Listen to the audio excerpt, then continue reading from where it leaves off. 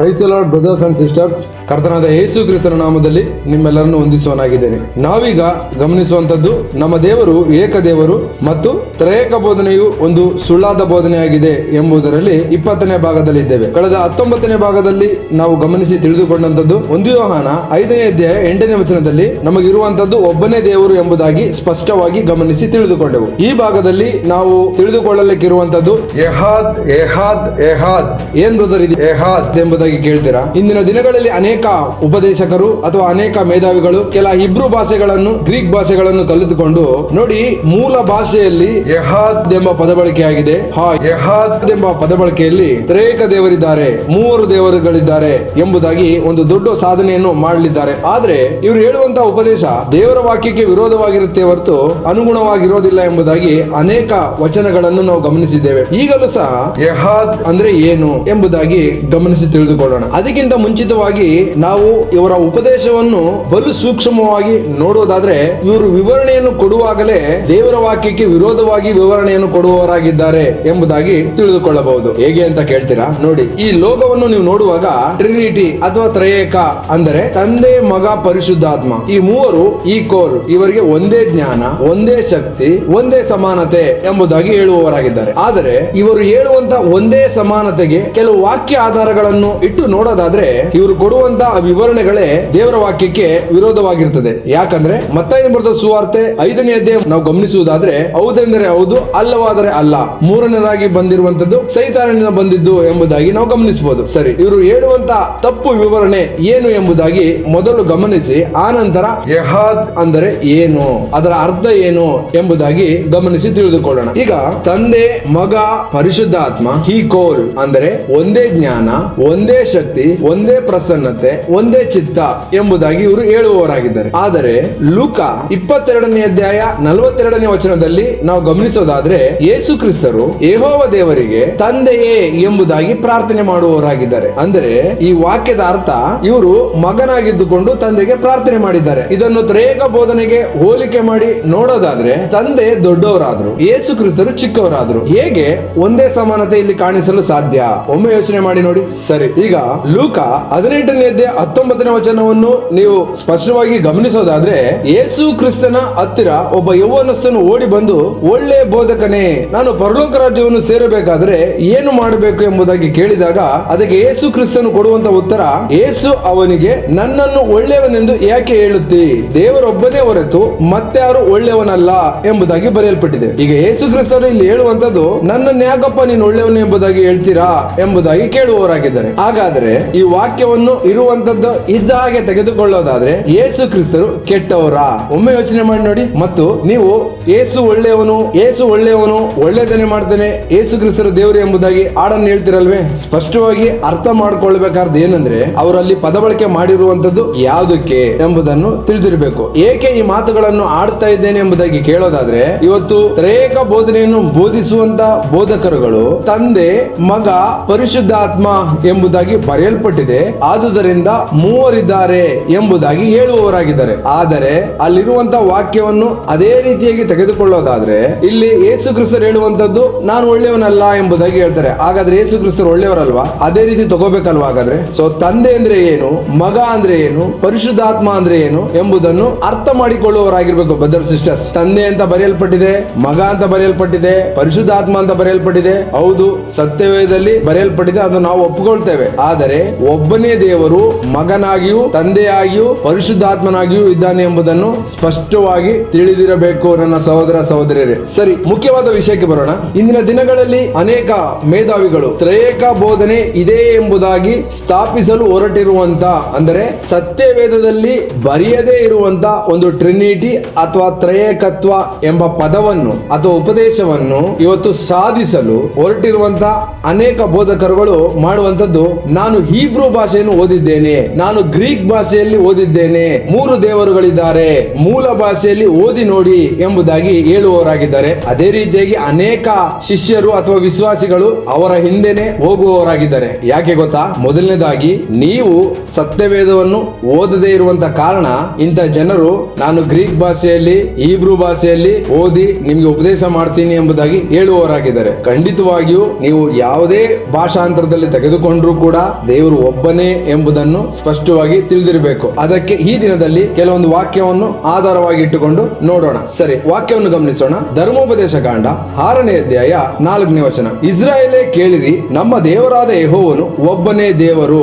Amen. ಸ್ಪಷ್ಟವಾಗಿ ಗಮನಿಸಿ ನನ್ನ ಸಹೋದರ ಸಹೋದರಿಯರೇ, ಒಬ್ಬನೇ ದೇವರು ಎಂಬುದಾಗಿ ಬರೆಯಲ್ಪಟ್ಟಿದೆ. ಈ ವಚನವನ್ನು ತೆಗೆದುಕೊಂಡು ಇದು ಮೂಲ ಭಾಷೆಯಲ್ಲಿ ಅಂದರೆ ಹೀಬ್ರೂ ಭಾಷೆಯಲ್ಲಿ ಯೆಹಾದ್ ಎಂಬ ಪದ ಬಳಕೆ ಆಗಿದೆ ಎಂಬುದಾಗಿ ಹೇಳ್ತಾರೆ. ಸೊ ಈ ಯೆಹಾದ್ ಎಂಬ ಪದ ಬಳಕೆಯು ಇಬ್ಬರು ದೇವರನ್ನು ಸೂಚಿಸುತ್ತದೆ ಎಂಬುದಾಗಿ ಹೇಳ್ತಾರೆ. ಅದಕ್ಕೆ ಇವರು ತೆಗೆದುಕೊಳ್ಳುವಂತ ಆಧಾರ ವಾಕ್ಯ ಯಾವುದು ಅಂದ್ರೆ ಆದಿಕಾಂಡ 2ನೇ ಅಧ್ಯಾಯ 24ನೇ ವಚನ. ಈ ಕಾರಣದಿಂದ ಪುರುಷನು ತಂದೆ ತಾಯಿಗಳನ್ನು ಬಿಟ್ಟು ತನ್ನ ಹೆಂಡತಿಯನ್ನು ಸೇರಿಕೊಳ್ಳುವನು, ಅವರಿಬ್ಬರು ಒಂದೇ ಶರೀರವಾಗಿರುವರು. ಆಮೆನ್. ಇಲ್ಲಿ ಒಂದೇ ಶರೀರವಾಗಿರುವರು ಎಂಬುದಾಗಿ ಬರೆಯಲ್ಪಟ್ಟಿದೆ.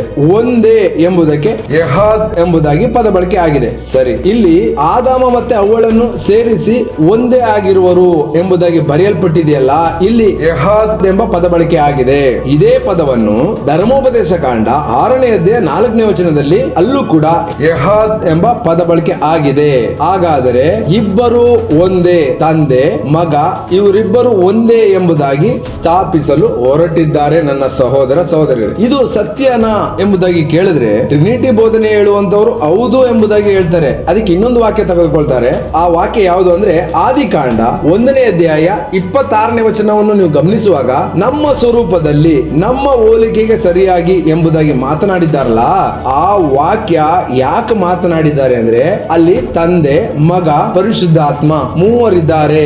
ಆದುದರಿಂದ ನಮ್ಮ ನಮ್ಮ ಎಂಬುದಾಗಿ ಪದ ಬಳಕೆ ಮಾಡಿದ್ದಾರೆ ಎಂಬುದಾಗಿ ಹೇಳ್ತಾರೆ. ಆದರೆ ಇದು ಸತ್ಯನಾ ಎಂಬುದಾಗಿ ನೀವು ಸತ್ಯವೇದದಲ್ಲಿ ಹುಡುಕೋದಾದ್ರೆ ಇದು ಸುಳ್ಳು. ಹೇಗೆ ಅಂತ ಕೇಳ್ತೀರಾ? ಇಲ್ಲಿ ನಮ್ಮ ಸ್ವರೂಪದಲ್ಲಿ ನಮ್ಮ ಹೋಲಿಕೆಗೆ ಸರಿಯಾಗಿ ಎಂಬುದಾಗಿ ಪದ ಬಳಕೆ ಮಾಡಿರುವಂತದ್ದು ಮೊದಲನೇದಾಗಿ ಬಹುವಚನದಲ್ಲಿ. ಅದಕ್ಕೆ ಕಳೆದ ಭಾಗಗಳಲ್ಲಿ ವಿಡಿಯೋವನ್ನು ಹಾಕಿದ್ದೇವೆ, ಅದನ್ನು ಗಮನಿಸಿ ತಿಳಿದುಕೊಳ್ಳಬಹುದು. ಮತ್ತು ದೇವರು ಮಾತನಾಡಿರುವಂತದ್ದು ದೇವದೂತರ ಸಂಗಡ ಎಂಬುದಾಗಿ ತಿಳಿದಿರಬೇಕು ನನ್ನ ಸಹೋದರ ಸಹೋದರರೇ. ಇದಕ್ಕೂ ಕೂಡ ವಿಡಿಯೋವನ್ನು ಹಾಕಿದ್ದೀವಿ, ನೀವು ದಯಮಾಡಿ ಈ ಚಾನೆಲ್ ನಲ್ಲಿ ಹೋಗಿ ತಿಳಿದುಕೊಳ್ಳಿ. ಸರಿ, ಮುಖ್ಯವಾದ ವಿಷಯ ಅಂದ್ರೆ ಯೆಹಾದ್ ಅಂದ್ರೆ ಅಲ್ಲಿ ಬರೆಯಲ್ಪಟ್ಟಿರುವುದು ಇಬ್ಬರು ಒಟ್ಟಿಗೆ ಇರೋದರಿಂದ ಅವರು ತಂದೆ ಮಗ ಎಂಬುದಾಗಿ ಹೇಳುವವರಾಗಿದ್ದಾರೆ. ಆದರೆ ನನ್ನೊಂದು ಪ್ರಶ್ನೆ ಏನಂದ್ರೆ ಇಲ್ಲಿ ಆದಿಕಾಂಡ 2ನೇ ಅಧ್ಯಾಯ 24ನೇ ವಾಕ್ಯದಲ್ಲಿ ಯೆಹಾದ್ ಎಂಬುದಾಗಿ ಬರೆಯಲ್ಪಟ್ಟಿದೆ, ಇಬ್ಬರನ್ನು ಒಬ್ಬರೇ ಎಂಬುದಾಗಿ ಈ ವಾಕ್ಯ ನಮಗೆ ತೋರಿಸುವಂತದ್ದಾಗಿದೆ. ಸರಿ, ಅದೇ ವಾಕ್ಯ ಧರ್ಮೋಪದೇಶ ಕಾಂಡ 6ನೇ ಅಧ್ಯಾಯ 4ನೇ ವಾಕ್ಯಕ್ಕೆ ನಾವು ಹೋಲಿಕೆ ಮಾಡಿ ನೋಡೋದಾದ್ರೆ ಅಲ್ಲೂ ಯೆಹಾದ್ ಅಂತ ಬರೆಯಲ್ಪಟ್ಟಿದೆ, ಅಲ್ಲಿ ಇಬ್ಬರು ಒಬ್ಬರಾಗಿದ್ದಾರೆ ಎಂಬುದಾಗಿ ತಿಳಿದುಕೊಳ್ಳೋದಾದ್ರೆ ಪರಿಶುದ್ಧಾತ್ಮ ಎಲ್ಲೋದ್ರು? ಒಮ್ಮೆ ಯೋಚನೆ ಮಾಡಿ ನೋಡಿ, ಇದು ಟ್ರಿನಿಟಿ ಆಗಲ್ಲ, ಟುನಿಟಿ ಆಗುತ್ತೆ. ಒಮ್ಮೆ ಯೋಚನೆ ಮಾಡಿ ನೋಡಿ, ಇಲ್ಲಿ ಇಬ್ಬರು ಇರೋದ್ರಿಂದ ಯೆಹಾದ್ ಎಂಬುದಾಗಿ ಪದ ಬಳಕೆ ಆಗಿದೆ ಅಲ್ವಾ? ಹಾಗಾದ್ರೆ ಟ್ರಿನಿಟಿ ಆಗೋದು ಹೇಗೆ ಸಾಧ್ಯ? ಮೂರನೇವ್ರು ಎಲ್ಲೋದ್ರ? ಹಾಗಾದ್ರೆ ಇಲ್ಲೇ ನಾವು ತಿಳ್ಕೋಬಹುದು ಇದು ಸುಳ್ಳಾದ ಬೋಧನೆ ಆಗಿದೆ ಎಂಬುದಾಗಿ. ಆದ್ರೂ ಸಹ ಈ ಯೆಹಾದ್ ಎಂಬ ಪದ ಬಳಕೆ ಯಾಕೆ ಆಗಿದೆ, ಎಲ್ಲೆಲ್ಲಿ ಬರೆಯಲ್ಪಟ್ಟಿದೆ ಎಂಬುದಾಗಿ ಕೆಲವು ವಾಕ್ಯಗಳನ್ನು ಗಮನಿಸೋಣ. ಮುಖ್ಯವಾಗಿ ತಿಳಿದುಕೊಳ್ಳಬೇಕಾಗಿರುವಂತದ್ದು ಈ ಯೆಹಾದ್ ಎಂಬ ಪದವನ್ನು ಹಳೆಯ ಒಡಂಬಡಿಕೆಯಲ್ಲಿ ಸರಿಸುಮಾರು 400ಕ್ಕಿಂತ ಹೆಚ್ಚು ಕಡೆ ಬರೆಯಲ್ಪಟ್ಟಿದೆ. ಆದರೆ ಕೆಲವೊಂದು ವಾಕ್ಯವನ್ನು ಗಮನಿಸೋಣ. ಆದಿಕಾಂಡ 42ನೇ ಅಧ್ಯಾಯ 10ನೇ ವಚನವನ್ನು ನೀವು ಗಮನಿಸುವಾಗ ಒಬ್ಬನೇ ತಂದೆಯ ಮಕ್ಕಳು ಎಂಬುದಾಗಿ ಬರೆಯಲ್ಪಟ್ಟಿದೆ. ಅಂದರೆ ಯಾಕೋಬನ ಮಕ್ಕಳು ಹೇಳುವಂತದ್ದು ನಾವು ಒಬ್ಬನೇ ತಂದೆಯ ಮಕ್ಕಳು ಎಂಬುದಾಗಿ ಹೇಳಿಕೊಳ್ಳುವವರಾಗಿದ್ದಾರೆ. ಇಲ್ಲೂ ಸಹ ಯೆಹಾದ್ ಎಂಬ ಪದ ಬಳಕೆ ಆಗಿದೆ. ಹಾಗಾದರೆ ಇಲ್ಲಿ ಇಬ್ಬರು ಯಾಕೋಬನಿದ್ದಾರಾ?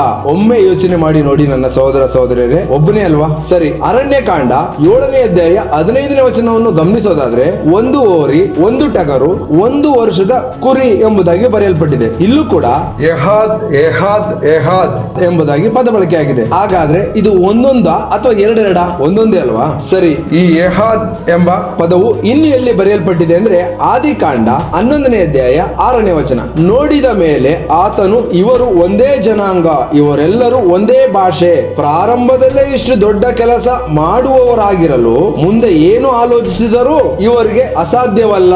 ಆಮೆನ್. ನೋಡಿ, ಒಂದೇ ಜನಾಂಗ ಎಂಬುದಾಗಿ ಬರೆಯಲ್ಪಟ್ಟಿದೆ. ಅಂದ್ರೆ ಆ ಬಾಬೆಲ್ ಗೋಪುರವನ್ನು ಕಟ್ಟುವಂತ ಸಮಯದಲ್ಲಿ ಅಷ್ಟು ಜನವನ್ನು ಯೆಹಾದ್ ಎಂಬ ಪದ ಬಳಕೆಯಲ್ಲಿ ಬರೆಯಲಾಗಿದೆ. ಹಾಗಾದರೆ ಇದು ಟ್ರಿನಿಟಿಯನ್ನು ಸೂಚಿಸುತ್ತದ? ಇಲ್ಲ ಅಲ್ವಾ? ಈ ಆದಿಕಾಂಡ 11ನೇ ಅಧ್ಯಾಯ 6ನೇ ವಚನವನ್ನು ಧರ್ಮೋಪದೇಶ ಕಾಂಡ 6ನೇ ಅಧ್ಯಾಯ 4ನೇ ವಚನಕ್ಕೆ ಹೋಲಿಕೆ ಮಾಡಿ ನೋಡೋದಾದ್ರೆ ಅಲ್ಲೂ ಯೆಹಾದ್ ಎಂಬ ಪದ ಬಳಕೆ ಆಗಿದೆ, ಇಲ್ಲೂ ಯೆಹಾದ್ ಎಂಬ ಪದ ಬಳಕೆ ಆಗಿದೆ. ಹಾಗಾದರೆ ಸಾವಿರಾರು ಜನ ದೇವರುಗಳಿದ್ದಾರಾ? ಒಮ್ಮೆ ಯೋಚನೆ ಮಾಡಿ ನೋಡಿ, ಅಲ್ಲೂ ಯೆಹಾದ್ ಅಂತ ಬರೆಯಲ್ಪಟ್ಟಿದೆ, ಇಲ್ಲೂ ಯೆಹಾದ್ ಅಂತ ಬರೆಯಲ್ಪಟ್ಟಿದೆ. ಹಾಗಾದ್ರೆ ಎಷ್ಟು ಜನ ದೇವರುಗಳಿದ್ದಾರೆ? ಹೇಳಿದ್ದಾರೆ. ಒಮ್ಮೆ ಅರ್ಥ ಮಾಡ್ಕೋಬೇಕು ನನ್ನ ಸಹೋದರ ಸಹೋದರಿಯರೇ. ಒಂದು ವಚನದಲ್ಲಿ ಇಬ್ಬರು ಒಬ್ಬರನ್ನೇ ಹೋಲಿಕೆ ಮಾಡಿ ಬರೆಯಲ್ಪಟ್ಟಿದೆ. ಅಂದರೆ ಆದಿಕಾಂಡ 2ನೇ ಅಧ್ಯಾಯ 24ನೇ ವಚನದಲ್ಲಿ ಗಂಡ ಹೆಂಡತಿ ಇವರಿಬ್ಬರು ಒಬ್ಬರೇ ಆಗಿದ್ದಾರೆ ಎಂಬುದಾಗಿ ಯೆಹೋವ ಎಂಬ ಪದ ಬಳಕೆ ಆಗಿದೆ. ಧರ್ಮೋಪದೇಶ ಕಾಂಡ 6ನೇ ಅಧ್ಯಾಯ 4ನೇ ವಚನದಲ್ಲಿ ಒಬ್ಬನೇ ದೇವರು ಅಂದ್ರೆ ಯೆಹೋವ ಎಂಬ ಪದ ಬಳಕೆ ಆಗಿದೆ. ಅಲ್ಲಿ ಇಬ್ಬರಿದ್ದಾರೆ, ಅದಕ್ಕೆ ಇಲ್ಲಿ ಇಬ್ಬರಿದ್ದಾರೆ ಎಂಬುದಾಗಿ ತೆಗೆದುಕೊಳ್ಳಬಾರದು. ತೆಗೆದುಕೊಂಡ್ರೆ ಆದಿಕಾಂಡ 11ನೇ ಅಧ್ಯಾಯ 6ನೇ ವಚನದ ಪ್ರಕಾರ ಇಲ್ಲಿ ಜನಾಂಗವನ್ನು ಯೆಹೋವ ಎಂಬ ಪದ ಬಳಕೆಯಲ್ಲಿ ಮಾಡಿದ್ದಾರೆ. ಅಂದ್ರೆ ಸಾವಿರಾರು ದೇವರಾಗ್ಲಿಕ್ಕೆ ಸಾಧ್ಯನಾ? ಒಮ್ಮೆ ಯೋಚನೆ ಮಾಡಿ ನೋಡಿ, ಇಲ್ಲ ಅಲ್ವಾ? ಸರಿ, ಈಗ ಯೆಹೋವ ಅಂದರೆ ಅರ್ಥ ಏನು ಎಂಬುದನ್ನು ಈಗ ನಾವು ತಿಳಿದುಕೊಳ್ಳೋಣ. ಅದಕ್ಕೆ ಇವರಿಬ್ಬರು ಒಂದೇ ಆಗಿದ್ದಾರೆ ಅಂದರೆ ಆದಿಕಾಂಡ 2ನೇ ಅಧ್ಯಾಯ 24ನೇ ವಚನದಲ್ಲಿ ಒಂದೇ ಶರೀರವಾಗಿರುವರು ಅಂದರೆ ಯೆಹೋವ ಎಂಬ ಪದ ಬಳಕೆಯು ಒಂದೇ ಅಥವಾ ಒಂದೇ ಆಲೋಚನೆ, ಒಂದೇ ಚಿತ್ತ ಎಂಬುದಾಗಿ ಹೇಳಬಹುದು. ಅವರು ಯಾರ ಜೊತೆ ಒಂದೇ ಆಗಿದ್ರು ಎಂಬುದಾಗಿ ನೀವು ಕೇಳೋದಾದ್ರೆ ದೇವರು ದೇವದೂತರ ಜೊತೆ ಅವರು ಇದ್ದರು ಎಂಬುದಾಗಿ ಅರ್ಥ ಮಾಡಿಕೊಳ್ಳಬಹುದು. ಏನ್ ಬ್ರದರ್, ಇದು ದೇವದೂತರು ಇದ್ದರು ಎಂಬುದಕ್ಕೆ ವಾಕ್ಯ ಎಲ್ಲಾದ್ರೂ ಆಧಾರ ಇದೆಯಾ ಎಂಬುದಾಗಿ ಕೇಳೋದಾದ್ರೆ ಹೌದು, ಖಂಡಿತವಾಗಿಯೂ ಇದೆ. ಯೆಶಾಯನ ಗ್ರಂಥ 6ನೇ ಅಧ್ಯಾಯ ವಚನ 1-2. ಅರಸನಾದ ಉಜ್ಜಿಯನು ಕಾಲವಾದ ವರ್ಷದಲ್ಲಿ ಕರ್ತನು ಉನ್ನತ ಸಿಂಹಾಸನ ರೂಢನಾಗಿರುವುದನ್ನು ಕಂಡೆನು. ಆತನ ವಸ್ತ್ರದ ನರಿಗೆಯು ಮಂದಿರದಲ್ಲೆಲ್ಲ ಹರಡಿತ್ತು. ಆತನ ಸುತ್ತ ಸೆರಾಬಿಯರು ಇದ್ದರು. ಪ್ರತಿಯೊಬ್ಬನು 6 ರೆಕ್ಕೆ ಉಳ್ಳವನಾಗಿ 2ರಿಂದ ತನ್ನ ಮುಖವನ್ನು 2ರಿಂದ ತನ್ನ ಕಾಲುಗಳನ್ನು ಮುಚ್ಚಿಕೊಂಡು 2 ಬಡಿಯುತ್ತಾ ನೆಲಸೋಕದೆ ನಿಂತಿದ್ದರು. ಆಮೇನ್. ಸ್ಪಷ್ಟವಾಗಿ ಗಮನಿಸಿ, ಯೆಹೋವ ದೇವರು ಅಂದ್ರೆ ಇರುವಾತನಾದ ದೇವರು, ಕರ್ತನಾದ ದೇವರು ಇಲ್ಲಿ ಸಿಂಹಾಸನದಲ್ಲಿ ಕುಳಿತಿರುವಂತಹ ಸಮಯದಲ್ಲಿ ಆತನ ಸುತ್ತಲೂ ಸೆರಾಬಿಯರು ಇದ್ದರು ಎಂಬುದಾಗಿ ಬರೆಯಲ್ಪಟ್ಟಿದೆ. ಅಂದರೆ ದೇವದೂತರು ಇದ್ದರು ಎಂಬುದಾಗಿ ಅರ್ಥ.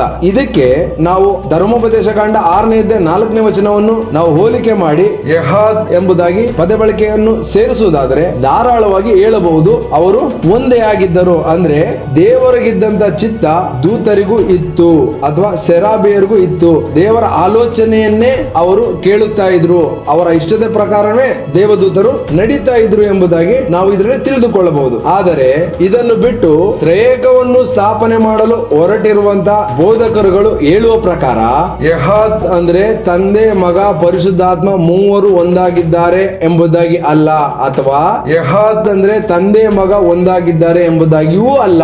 ಬದಲಿಗೆ ಯೆಹೋವನ ಜೊತೆ ಅಂದರೆ ಇರುವಾತನಾಗಿರುವಂತಹ ಜೊತೆಯಲ್ಲಿ ದೇವದೂತರು ಇದ್ದರು ಎಂಬುದಾಗಿ ಅರ್ಥ ಎಂಬುದನ್ನು ಸ್ಪಷ್ಟವಾಗಿ ತಿಳಿದಿರಬೇಕು. ಈಗ ಈ ಟ್ರಿನಿಟಿ ಬೋಧನೆ ಮಾಡುವಂತಹ ಉಪದೇಶಕರಿಗೆ ನಾನು ಕೇಳುವಂತದ್ದು, ಟ್ರಿನಿಟಿ ಉಪದೇಶಕರೇ ನಿಮ್ಗೆ ಕೇಳ್ತಾ ಇರುವಂತ ಒಂದು ಕ್ವಶನ್, ನೀವು ತ್ರೇಕ ಬೋಧನೆಯನ್ನು ಸ್ಥಾಪಿಸಲು ಅಥವಾ ಅದನ್ನು ಒಂದು ದೊಡ್ಡ ಸಾಧನೆಯನ್ನು ಮಾಡ್ಲಿಕ್ಕೆ ಹೊರಟಿರುವಂತ ನೀವು ಹೀಬ್ರೂ ಪದದಲ್ಲಿ ಏನ್ ಬರೆಯಲ್ಪಟ್ಟಿದೆ, ಗ್ರೀಕ್ ಪದದಲ್ಲಿ ಏನ್ ಬರೆಯಲ್ಪಟ್ಟಿದೆ, ನಾವು ಇದನ್ನು ಸಾಧನೆ ಮಾಡಬೇಕು ಅಂತ ಹೊರಟಿದ್ದೀರಲ್ವಾ? ಆದ್ರೆ ಸತ್ಯವೇದದಲ್ಲಿ ಟ್ರಿನಿಟಿ ಎಂಬುದಾಗಿ ಎಲ್ಲಾದ್ರೂ ಬರೆಯಲ್ಪಟ್ಟಿದ್ಯಾ? ಇಲ್ಲ. ಹೀಬ್ರೂ ಭಾಷೆಯಲ್ಲಿ ಹುಡುಕಿದ್ರು ಸಿಗಲ್ಲ, ಗ್ರೀಕ್ ಭಾಷೆಯಲ್ಲಿ ಹುಡುಕಿದ್ರು ಸಿಗಲ್ಲ, ಆಂಗ್ಲ ಭಾಷೆಯಲ್ಲಿ ಹುಡುಕಿದ್ರು ಸಿಗೋದಿಲ್ಲ, ಕನ್ನಡ ಭಾಷೆಯಲ್ಲಿ ಹುಡುಕಿದ್ರು ನಿಮ್ಗೆ ಸಿಗೋದಿಲ್ಲ ಅಲ್ವಾ? ಮತ್ತೆ ಏಕೆ ಇಷ್ಟೊಂದು ಸಾಧನೆ ಮಾಡ್ತಾ ಇದ್ದೀರಾ? ಸರಿ, ಆದ್ರೂ ನನ್ನ ಪ್ರಶ್ನೆ ಏನಪ್ಪಾ ಇದ್ರಲ್ಲಿ ಅಂದ್ರೆ 1ನೇ ತಿಮೋಥಿ 1ನೇ ಅಧ್ಯಾಯ 17ನೇ ವಚನದಲ್ಲಿ ಏಕ ದೇವರಿಗೆ ಎಂಬುದಾಗಿ ಬರೆಯಲ್ಪಟ್ಟಿದೆ. ಅದನ್ನ ಯಾವತ್ತಾದ್ರೂ ನೀವು ಗ್ರೀಕ್ ಪದದಲ್ಲಿ ಹುಡುಕಿ ನೋಡಿದೀರಾ? ಅದರಲ್ಲಿ ಓನ್ಲಿ ಎಂಬುದಾಗಿ ಬರೆಯಲ್ಪಟ್ಟಿದೆ, ಅಂದ್ರೆ ಒಬ್ಬನೇ ಎಂಬುದಾಗಿ. ಅದನ್ನು ನೀವು ಹುಡುಕಿದ್ರು ಸಿಕ್ಕಿರುತ್ತೆ, ಸಿಕ್ಕಿದ್ರು ಕೂಡ ನೀವು ಅದನ್ನ ಹೊರಗಡೆ ಹೇಳೋದಿಲ್ಲ. ಯಾಕೆ ಗೊತ್ತಾ? ನೀವು ಹೇಳಿದ್ರೆ ನೀವು ಸುಳ್ಳಾಗಿ ಕಲ್ಪಿಸಿರುವಂತ ಆ ಟ್ರಿನಿಟಿ ಉಪದೇಶ ಬಯಲಿಗೆ ಬಂದು ನಿಮ್ಮ ಮರ್ಯಾದೆ ಹೋಗುತ್ತೆ. ಆ ಕಾರಣದಿಂದಲೇ ಆ ಏಕ ದೇವರು ಅಂದ್ರೆ ಓನ್ಲಿ ಅಂತ ಬರೆಯಲ್ಪಟ್ಟಿರುವಂತ ಆ ಪದವನ್ನು ನೀವು ಯಾರಿಗೂ ಹೇಳೋದೇ ಇಲ್ಲ ಅಲ್ವಾ? ಈಗಲಾದ್ರೂ ಮನ ತಿರುಗಿ ಉಪದೇಶಕರೇ, ಮೇಧಾವಿಗಳೇ. ಇನ್ನೊಂದು ಪ್ರಶ್ನೆ, ಯೋಹಾನ 1ನೇ ಅಧ್ಯಾಯ 1ನೇ ವಚನದಲ್ಲಿ ಆದಿಯಲ್ಲಿ ವಾಕ್ಯವಿತ್ತು, ಆ ವಾಕ್ಯವು ದೇವರ ಬಳಿಯಲ್ಲಿತ್ತು, ಆ ವಾಕ್ಯವು ದೇವರಾಗಿತ್ತು ಎಂಬುದಾಗಿ ಕನ್ನಡ ಭಾಷೆಯಲ್ಲಿ ಬರೆಯಲ್ಪಟ್ಟಿದೆ. ಅಂದರೆ ಆ ವಾಕ್ಯವು ದೇವರಾಗಿತ್ತು ಎಂಬುದಾಗಿ. ಇದನ್ನ ಯಾವತ್ತಾದ್ರೂ ನೀವು ಗ್ರೀಕ್ ಭಾಷೆಯಲ್ಲಿ ಓದಿ ನೋಡಿದ್ದೀರಾ? ನೋಡಿರ್ತೀರಾ, ನೋಡಿದ್ರು ನೀವು ಕೂಡ ಹೇಳೋದಿಲ್ಲ. ಯಾಕೆ ಗೊತ್ತಾ? ಅಲ್ಲಿ ಬರೆಯಲ್ಪಟ್ಟಿರುವಂತದ್ದು ಆ ವಾಕ್ಯವು ದೇವರಾಗಿತ್ತು ಎಂಬುದಾಗಿ ಇಲ್ಲ, ದೇವರೇ ವಾಕ್ಯವಾಗಿದ್ರು ಅಂತ ಬರೆಯಲ್ಪಟ್ಟಿದೆ.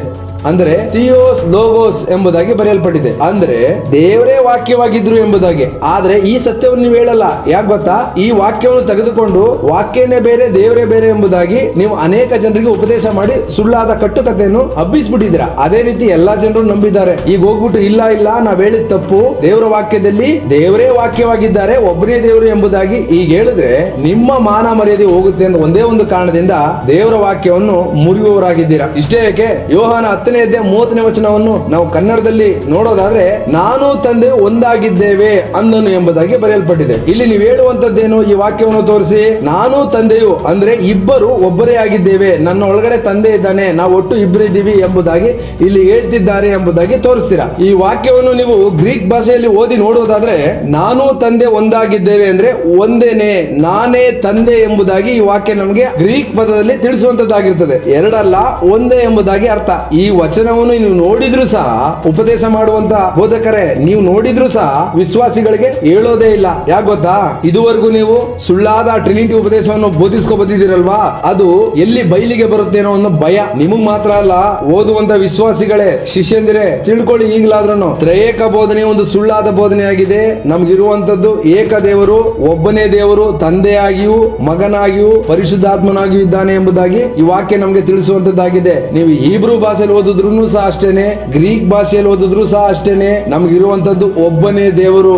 ಆದುದರಿಂದ ಈಗಲಾದ್ರೂ ಮನದರಿಗೆ ಕರ್ತನಾದ ಯೇಸು ಕ್ರಿಸ್ತನ ಹೆಸರಿನಲ್ಲಿ ದೀಕ್ಷಾಸನ ತಗೊಂಡು ನಿಮ್ಮ ಪಾಪಗಳನ್ನು ತೊಳೆದುಕೊಳ್ಳಿ. ನನ್ನ ಸಹೋದರ ಸಹೋದರಿಯರೇ, ಸರಿ, ಇಲ್ಲಿವರೆಗೂ ನಾವು ಗಮನಿಸಿ ತಿಳಿದುಕೊಂಡಂತದ್ದು ಯೆಹಾದ್ ಎಂಬುದಾಗಿ ಪದ ಬಳಕೆ ಮಾಡಿರುವಂತದ್ದು ಯೆಹೋವನ ಜೊತೆ ದೇವದೂತರಿದ್ದರು ಎಂಬುದಾಗಿ ಹೊರತು ಯೆಹಾದ್ ಅಂದರೆ ತಂದೆ, ಮಗ, ಪರಿಶುದ್ಧಾತ್ಮನು ಎಂಬುದಾಗಿ ಅಲ್ಲ ಎಂಬುದನ್ನು ಸ್ಪಷ್ಟವಾಗಿ ತಿಳಿದುಕೊಂಡೆವು. ಈ ಭಾಗದ ಬಗ್ಗೆ ನಿಮ್ಗೆ ಏನಾದ್ರೂ ಸಂಶಯ ಇರುವುದಾದರೆ ಸ್ಕ್ರೀನ್ ಮೇಲೆ ಬರುವಂತ ನಂಬರ್ಗೆ ಕರೆ ಮಾಡಿ ತಿಳಿಸಬಹುದು ಅಥವಾ ವಾಟ್ಸ್ಆಪ್ ಮುಖಾಂತರ ಸಂದೇಶವನ್ನು ಕಳುಹಿಸಬಹುದು. ಇದುವರೆಗೂ ವಾಕ್ಯದ ಅರ್ಥಗಳನ್ನು ತಿಳಿಸಿಕೊಡ್ತಾ ಬರ್ತಾ ಇರುವಂತ ನಮ್ಮ ಕರ್ತನಾದ ಯೇಸು ಕ್ರಿಸ್ತನಿಗೆ ಸ್ತುತಿ, ಘನತೆ, ಗೌರವಗಳು ಆತನೊಬ್ಬನಿಗೆ ಸಲ್ಲಲಿ. ಆಮೇನ್.